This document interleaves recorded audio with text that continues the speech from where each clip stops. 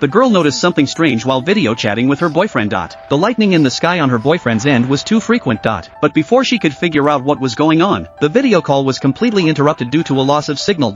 She was out on the sea at night, and she immediately told her family about the situation. Her father also heard what sounded like movement on the sea. He hurried to the edge of the boat to check the situation, and saw a large number of whales swimming toward the shore.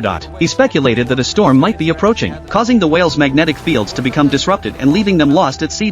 But they didn't know that the compass inside the house was spinning wildly at that moment. The next second, one of the whales collided with the bottom of the boat, damaging the engine and rendering it completely inoperable. The loss of signal left them stranded and helpless.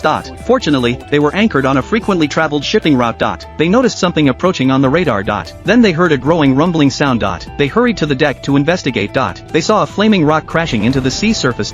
Before they could react, they saw an even larger and faster meteorite plummeting toward them. David didn't know what was happening, but he immediately tried to drive the boat away from there. However, no matter how hard he tried, he couldn't start the yacht. Suddenly, a huge meteorite came crashing toward them, but fortunately, it only grazed the boat. Seeing this, the group hurried back inside to take cover.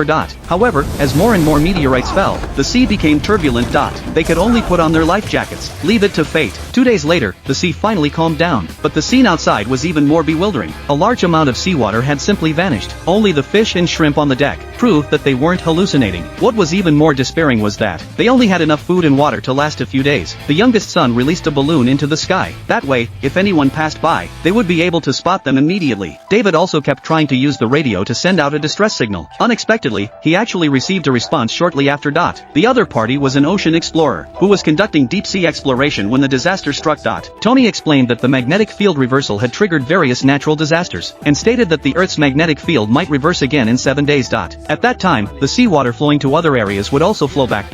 He advised them to try to seek shelter in higher ground. However, the group had nowhere to hide at that moment. They quickly asked if they could seek shelter at his location. But this time, Tony did not respond after hearing their request.